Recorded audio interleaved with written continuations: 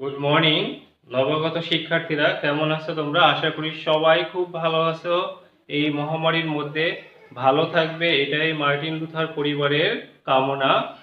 আমরা যে পরিস্থিতি পার করতেছি আসলে এটা অবশ্যই খুব একটা আনএক্সপেক্টেড একটা পরিস্থিতি। আশা করি আমরা এই পরিস্থিতি শীঘ্রই পার পাবো। আল্লাহ আমাদেরকে অবশ্যই সাহায্য করবে। সবাই তোমরা নবাগত, তোমাদের সাথে সরাসরি ক্লাস নেওয়ার দেখা হওয়ার কথা ছিল, কিন্তু পরিস্থিতির কারণে আমরা আজকে এই অনলাইন ক্লাস নিতে বাধ্য হচ্ছি। যা হোক না কেন দেখা হবে ইনশাল্লাহ। আমাদের যে ক্লাসগুলো হবে অবশ্যই তোমরা খুব মনোযোগ সহকারে ফলো করবে। তোমাদের সবচেয়ে বড় যে বিষয় তা হচ্ছে যে মার্টিন লুথারে ভর্তি হয়েছে, মার্টিন লুথার তোমাদের শুধুমাত্র বই পুস্তকের মধ্যে যে পড়ালেখা তার মধ্যেই সীমাবদ্ধ রাখবে না। তোমাদেরকে ওই শিক্ষা মার্টিন লুথার কলেজ দিবে যে শিক্ষা তোমাদের বাস্তব জীবনে একজন ভালো মানুষ হতে কাজে লাগবে। বর্তমান সময়ে যেটা ব্যাডলি নিড, দ্যাট মিন্স খুব জরুরি দরকার, তা হচ্ছে একজন ভালো মানুষ হওয়া। আর সেই শিক্ষাই তোমরা মার্টিন লুথার থেকে নিবে এবং বর্তমান শতাব্দীর চ্যালেঞ্জ মোকাবেলায় তোমরা সক্ষম হবে, এটাই হচ্ছে আমাদের কামনা। একজন মানুষের সবচেয়ে বড় যা দরকার তা হচ্ছে বিবেক রেখে নিজের দায়িত্ব কর্তব্য ঠিকমতো পালন করা। তুমি যদি নিজের দায়িত্ব ঠিকমতো পালন করো তাহলে সেটাই হবে দেশপ্রেম। তুমি তোমার জায়গায় যতটুকু করার আছে দেশের জন্য, সমাজের জন্য, তোমার নিজের জন্য, তোমার পরিবারের জন্য ততটুকু তুমি অবশ্যই করবে। এটাই হচ্ছে একজন টিচার হিসাবে আমার অ্যাডভাইস। যা হোক না কেন, তোমাদের যে ইংরেজি ক্লাসে তোমাদের এই ফার্স্ট ইয়ারেই বোর্ডের নির্দেশনা অনুসারে পড়তে হবে ফার্স্ট পেপার এবং সেকেন্ড পেপার, দ্যাট মিন্স গ্রামারও পড়তে হবে। দুই পেপার একত্র করেই আমরা তোমাদের পরীক্ষাগুলো নিব ফার্স্ট ইয়ারই। তাহলে শুধুমাত্র ফার্স্ট পেপার পড়লেই হবে না, সেকেন্ড পেপারও একসাথে পড়তে হবে। সেকেন্ড পেপার তোমরা জানো বেশিরভাগই হচ্ছে গ্রামার, 60 মার্কস হচ্ছে গ্রামার। আর দেখা যাচ্ছে যে বাকি 40 মার্কস হচ্ছে রাইটিং পার্ট। আর ফার্স্ট পেপারের নম্বর বন্টন আমি তোমাদের একটু পরেই দিব। ফার্স্ট পেপারে বেশিরভাগ ক্ষেত্রেই যে তোমাকে কয়েকটা প্যাসেজ বা কম্প্রিহেনশনের সম্মুখীন হতে হবে, যেগুলো থেকে কোশ্চেন থাকবে, মাল্টিপল চয়েস থাকবে, সামারি থাকবে, থিম থাকবে, সেগুলো তোমাকে আনসার করতে হবে। অ্যাকচুয়ালি কম্প্রিহেনশন বা প্যাসেজ কি, সবাই একটু মনোযোগ সহকারে খেয়াল করো। কম্প্রিহেনশন আসলে কি আমি একটি সংজ্ঞা দিচ্ছি, খেয়াল করো। The word comprehension comes from comprehend, which means understand, but comprehension means power of understanding. However, comprehension test is a test where students have an intelligent understanding of a passage. তার মানে হচ্ছে কম্প্রিহেনশন শব্দটা এসেছে comprehend থেকে, যার অর্থ হচ্ছে কোনো কিছু বোঝা বা উপলব্ধি করা। But comprehension means power of understanding, কিন্তু কম্প্রিহেনশন শব্দের অর্থ হলো বোঝার ক্ষমতা বা উপলব্ধি করার ক্ষমতা। যা হোক না কেন, কম্প্রিহেনশন পরীক্ষা এমন একটা পরীক্ষা যেখানে শিক্ষার্থীরা একটা অনুচ্ছেদ বুঝে তার বুদ্ধিমত্তার পরিচয় দেয়। এটা হচ্ছে তার মানে দাঁড়াচ্ছে, it is the precondition to understand the passage. If you understand the passage then you will be able to answer the question what you will be asked. On the other hand, তুমি যদি if you fail to understand the passage of course you will not be able to answer the question. So তোমাকে passage বুঝতে হবে বা comprehension বুঝতে হবে, তারপরে তোমাকে আনসার দিতে হবে। আমি এই সংজ্ঞাটি আরেকবার বলে দিচ্ছি, খেয়াল করো। The word comprehension comes from comprehend, which means understand, but comprehension means power of understanding. However, comprehension test is a test where students have an intelligent understanding of a passage.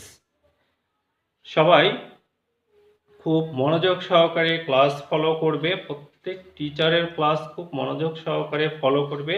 আমি আশা করি মার্টিন লুথার কলেজ তোমাদেরকে best service দিবে, তোমাকে ভালো মানুষ হিসাবে তৈরি করার ক্ষেত্রে, একজন ভালো স্টুডেন্ট হিসাবে তৈরি করার ক্ষেত্রে তুমি অবশ্যই এখানে ভালো গাইডেন্স পাবে। সমস্ত প্রিন্সিপাল, টিচার এবং স্টাফ সহ সবাইকেই ভালো হিসাবে পাবে। আর তোমাদেরকেও আমরা ভালো হিসাবে চাই। সব মিলিয়ে আমরা সবাই দায়িত্ব কর্তব্য পালন করব এবং ভালো মানুষ হব, ভালো ছাত্র হব, একজন দেশপ্রেমিক হিসাবে সুনাগরিক হব। যার যার ধর্ম ঠিক ঠিক মতো পালন করলে, ধর্মীয় রীতিনীতি মেনে চললে অবশ্যই ভালো মানুষ হওয়া যায়। যা হোক, আর কথা না বাড়িয়ে আমি তোমাদের ইংরেজি ফার্স্ট পেপারের নম্বর বন্টন নিয়ে একটু আলোচনা করে দিচ্ছি, মনে রাখার চেষ্টা করো। সবাই বোর্ডের দিক খেয়াল করো। Marks distribution English first paper part 1। দুইটা পার্টে তোমাকে কি করতে হবে, দুইটা পার্টে ভাগ করে এটা নম্বর দেওয়া হয়, পার্ট 1 পার্ট 2। খেয়াল করো, পার্ট 1 এবং কি পার্ট 2।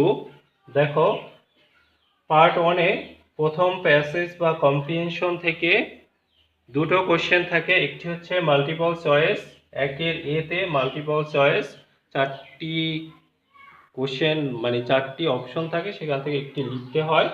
5টি টোটাল কোশ্চেন থাকে, মাল্টিপল চয়েস থাকে 5টি, 5টা হচ্ছে 5 নম্বর। তারপরে হচ্ছে পার্ট বিতে গিয়ে একের বি নাম্বারে কোশ্চেন আনসার 5টি কোশ্চেন থাকে, প্রত্যেকটায় 2 করে, 5 2-এ 10 নম্বর। তাহলে ফার্স্ট প্যাসেজ থেকে টোটাল 15। সেকেন্ড প্যাসেজ, এবং এটা কিন্তু সিন থাকবে, দ্যাট মিনস তোমাদের এই বই থেকে থাকবে। সেকেন্ড প্যাসেজ এটাও এই বই থেকে থাকবে, সিন, এবং সেখানে তোমাকে ফ্লো চার্ট বা টেবিল করতে হয়। ফ্লো চার্ট একটি নিয়ম দিলে তোমরা যে কোনো ফ্লো চার্ট পারবে। আর এসএসসিতে তোমরা টেবিল করেছো, এখানে 10 নম্বর থাকবে সেকেন্ড প্যাসেজ থেকে। এবারে থার্ড প্যাসেজ থেকে এটা বা পোয়েম থেকে, এটা সিনও হতে পারে, আনসিন হতে পারে, তোমাদের এই বই থেকে হতে পারে, বইয়ের বাইরেও হতে পারে। এখান থেকে সামারি করতে হয় ওই প্যাসেজ বা পোয়েমের, এখানে 10 নম্বর। উইথ ক্লু এসএসসিতে করেছো, উইদাউট ক্লু এসএসসিতে করেছো, রিয়ারেন্স এসএসসিতে করেছো। এগুলো থেকে উইথ ক্লুতে 10টি গ্যাপ থাকে, 10টি গ্যাপে 5 নম্বর, মানে প্রত্যেকটা হাফ করে। উইদাউট ক্লুতে 10টি গ্যাপ থাকে, 10টায় প্রত্যেকটা 1 করে 10 নম্বর। রিয়ারেঞ্জে 10টি থাকে, এটা অ্যারেঞ্জ, দ্যাট মিনস এলোমেলো থাকে, সেটা সাজিয়ে গুছিয়ে লিখতে হয়। সেখানে 10টায় 10 নম্বর, টোটাল 60 মার্কস। দেখো, 10 20 30 40 50 এবং 60, 60 মার্কস। এবার দেখো পার্ট 2। পার্ট 2-এ that means question number 7 paragraph 10 নম্বর। কোশ্চেন নাম্বার 8 কমপ্লিটিং স্টোরি, তোমরা জানো একটু দেওয়া থাকে, বাকিটা তোমাকে লিখতে হয়। 7 নম্বর এখানে থাকবে। কোশ্চেন নাম্বার 9 ইমেল বা লেটার, একটি মডেল দিলে ইমেল হোক আর লেটার হোক, তোমরা অবশ্যই যে কোনো ইমেল বা লেটার পারবে, এখানে দুটোর যে কোনো একটা আসবে। 5 নম্বর গ্রাফ, এখানে পাই চার্ট থাকে বা গ্রাফ চার্ট থাকে বা ম্যাপ থাকে, তবে তোমাদের বেশিরভাগ ক্ষেত্রে থাকে গ্রাফ চার্ট বা পাই চার্ট, এখানে 10 নম্বর। এবারে ফোর্থ প্যাসেজ বা পোয়েম, এটাও সিন বা এই বই থেকে হতে পারে বা বইয়ের বাইরেও হতে পারে, সিন বা আনসিন। এখান থেকে তোমাকে থিম লিখতে হয়, যেখানে 8 নম্বর। টোটাল পার্ট 2-এ 40 মার্কস। দেখো, খেয়াল করো, 10 20 8-এর সাথে 15 আর 5, টোটাল 40। তাহলে পার্ট এ 60 মার্ক, পার্ট 1-এ হচ্ছে 60, পার্ট 2-এ হচ্ছে 40, টোটাল 100 মার্কস তোমার ফার্স্ট পেপারে। তাহলে আমরা অবশ্যই কি করব, আমরা এই সব আইটেমগুলোই ভালো করে শেখার চেষ্টা করব। ইংরেজি বেশি কঠিন না, ইংরেজি অবশ্যই সহজ যদি না মনোযোগ সহকারে পড়া হয় এবং বোঝা যায়।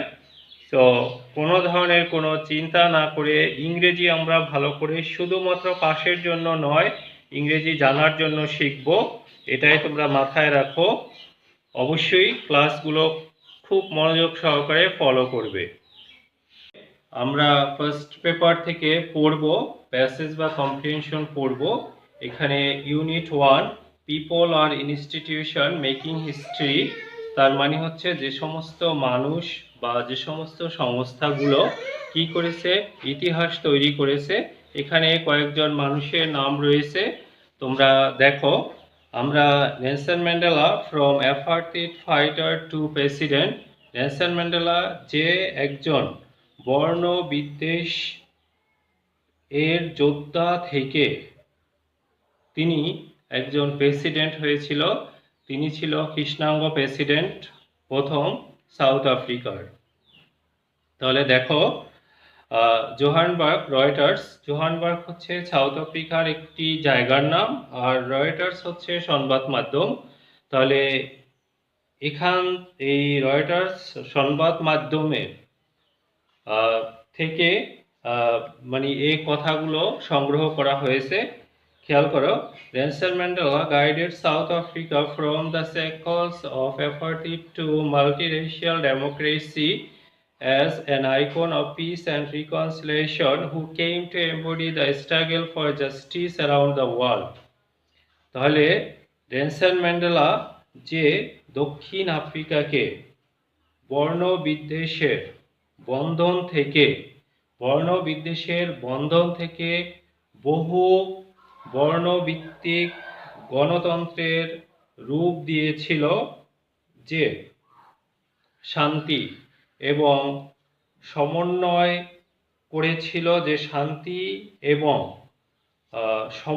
করেছিল কিসের, ন্যায় বিচারের। তিনি ন্যায় বিচারের জন্য সারা বিশ্বে তিনি কি করেছিল, সারা বিশ্বের মানুষকে একত্রিত করে তিনি শান্তি এবং সমঝোতা করেছিল। এবার আসো, imprisoned for nearly 3 decades for his fight against white minority rule, Mandela never lost his resolve to fight for his people's emancipation. এখানে খেয়াল করো, তিনি প্রায় 3 দশকের মতো, দ্যাট মিনস প্রায় 30 বছরের মতো তিনি কারাবরণ করেছিল। এবং কেন কারাবরণ করেছিল, কারণ তিনি সংখ্যালঘু মাইনরিটি, হোয়াইট মাইনরিটি, যে শ্বেতাঙ্গ সংখ্যালঘুদের যে বিপক্ষে তিনি, দ্যাট মিনস তিনি সবার জন্য সমান অধিকারের জন্য, সাদা কালোর জন্য তিনি কি করেছিল, ফাইট করেছিল। ম্যান্ডেলা তারপরও দেখা যাচ্ছে তিনি কখনোই দমে যাননি। তিনি সমন্বয়কারী হিসাবে তিনি কাজ করেছিল, তিনি কখনোই দমে যাননি। এমানসিপেশন অর্থ হচ্ছে মুক্তি, তিনি তার মানুষের মুক্তির জন্য কাজ করেছিল। He was determined to bring down apartheid while avoiding a civil war. তিনি গৃহযুদ্ধকে বন্ধ করে বা বাদ দিয়ে তিনি দৃঢ় সংকল্পবদ্ধ ছিল কিভাবে বর্ণবিদ্বেষকে কমিয়ে দেওয়া যায় বা নামিয়ে দেওয়া যায় বা বর্ণবিদ্বেষকে শেষ করা যায়। His prestige, তার সম্মান, and charisma helped him win the support of the world. তার সম্মান, তার যে কর্মদক্ষতা, কর্মনিপুণতা তাকে সারা বিশ্বের মানুষের সাপোর্ট নিতে সাহায্য করেছিল। তাহলে আমরা এতটুকু আবার আরেকবার বাংলাটা দেখে নেই।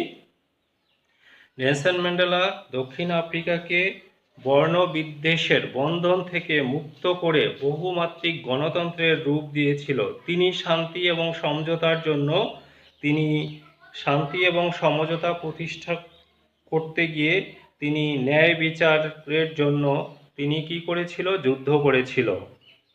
তিনি দেখা যাচ্ছে ন্যায় বিচারকে বাস্তব রূপদান করেছিল। এমবডি মানে বাস্তবে রূপদান করা। আর রিকনসিলিয়েশন অর্থ হচ্ছে সমন্বয় করা, কোনো কিছু সমন্বয়। পিস মানে শান্তি। আর দেখা যাচ্ছে যে সেকল মানে হচ্ছে বন্ধন, অ্যাপার্থেইড মানে হচ্ছে বর্ণবিদ্বেষ, imprison for nearly 3 decades for his fight, তিনি মূলত 3 দশক ইমপ্রিজন মানে কারারুদ্ধ ছিল বা কারাবরণ করেছিল। তিনি এবার লস্ট হিজ রিসলভ, তিনি কখনোই দমে যাননি। এমানসিপেশন অর্থ মুক্তি, ডিটারমাইন্ড অর্থ দৃঢ় প্রত্যয়ী বা এবং তার প্রেস্টিজ মানে সম্মান, কারিশমা মানে হচ্ছে কর্ম নিপুণতা। এরপরে আসো, I hate race discrimination most intensely and in all its manifestation। তিনি বলতেছেন যে আমি ঘৃণা করি সমস্ত জাতিগত যে বিভেদ রয়েছে, ডিসক্রিমিনেশন রয়েছে, বিভাজন রয়েছে, এটাকে আমি ঘৃণা করি। ইন্টেন্সলি খুব গভীরভাবে আমি এটাকে ঘৃণা করি এবং এর সমস্ত প্রকার বহিঃপ্রকাশ বা প্রকাশ, ম্যানিফেস্টেশন অর্থ হচ্ছে প্রকাশ। তার মানে বর্ণ বৈষম্য এবং এর যে প্রকাশ বা মাধ্যমগুলো সেগুলোকে তিনি ঘৃণা করেন। বর্ণ বৈষম্য দ্যাট মিন্স এই কথাটা এভাবে বলা যেতে পারে যে একজনের প্রতি একজনের যদি ঘৃণা থাকে বা রাগ থাকে তাহলে কি হয়, সে এই রাগ বা তার ঘৃণা প্রকাশ করতে তার উপরে হয়তো দেখা যাচ্ছে যে মানসিকভাবে বা শারীরিকভাবে আঘাত করে। তাহলে ঠিক এই বর্ণ বৈষম্যর যত ধরনের বহিঃপ্রকাশ, দ্যাট মিন্স কালোদের জন্য বা নিগ্রোদের জন্য যে নিগ্রোদের যে অত্যাচার করা হয়, এই সমস্ত বহিঃপ্রকাশকে তিনি ঘৃণা করেন। I have fought it all during my life. I will fight it now and I will do so until the end of my days।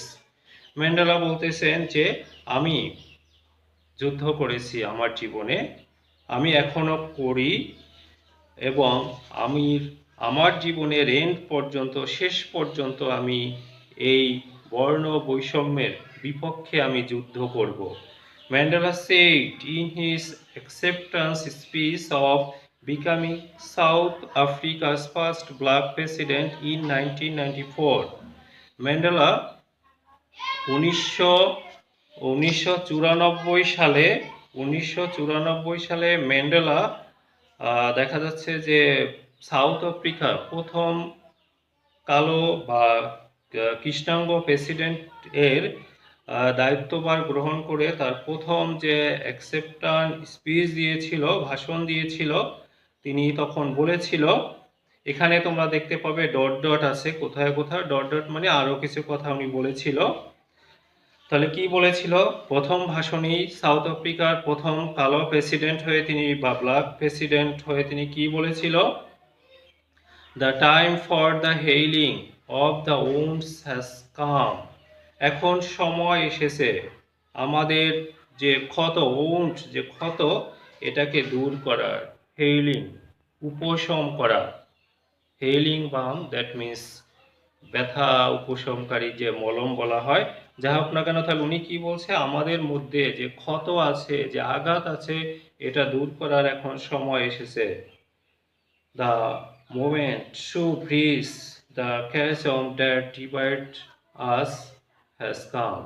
এখন আসলে আমাদের সময় এসেছে কি, যে ফাটল আমাদেরকে আলাদা করে রেখেছে সেটা দূর করার, সেটা এখন সেতু বন্ধন করার একটা সময় এসেছে। দ্যাট মিন্স সাদা কালো যে ফাটল ধরে আছে বা যে বৈষম্য আছে, এটাকে এখন সমান একটা সেতু দিয়ে সবাই কি হব? একত্র হব।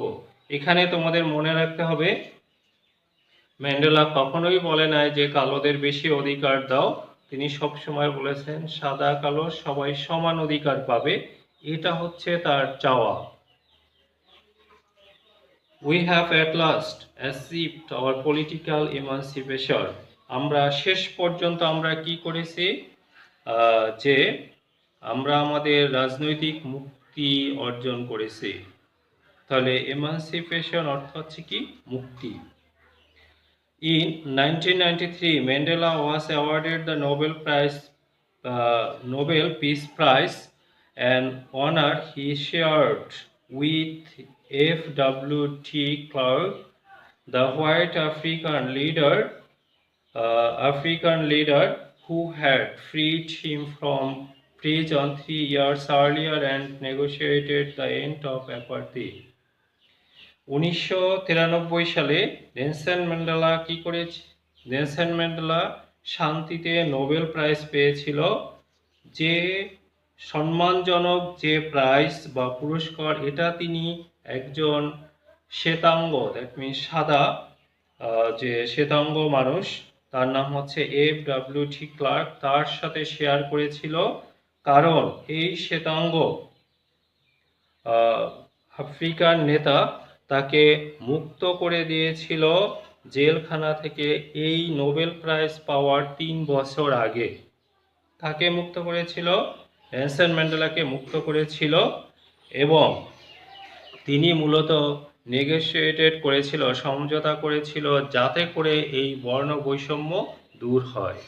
সাদা কালোর বৈষম্য দূর করার জন্য তিনি সমঝোতা করেছিল এবং তিনি নেলসন ম্যান্ডেলাকে কি করেছিল, মুক্ত করে দিয়েছিল।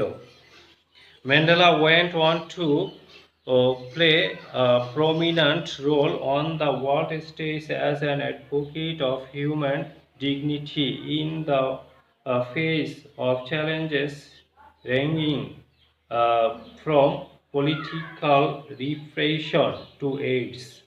ম্যান্ডেলা মূলত একটা প্রমিনেন্ট অর্থাৎ বিখ্যাত, এখানে মূল ভূমিকা পালন করেছিল বিশ্ব মঞ্চে, মানে বিশ্ব দরবারে তিনি মানুষের সম্মান উপরে উঠানোর জন্য তিনি একজন ভালো একজন সহায়ক মানুষ হিসাবে তিনি বিশ্ব দরবারে তার ভূমিকা পালন করেছিল।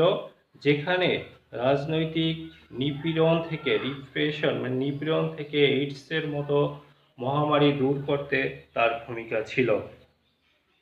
He formally left public life in June 2004 before his 86th birthday, telling his adoring countrymen, "Don't call me, I will call you." But he reminded one of the world's most revered public figure, combining celebrity sparkle with an unwavering message of freedom, respect, and human rights.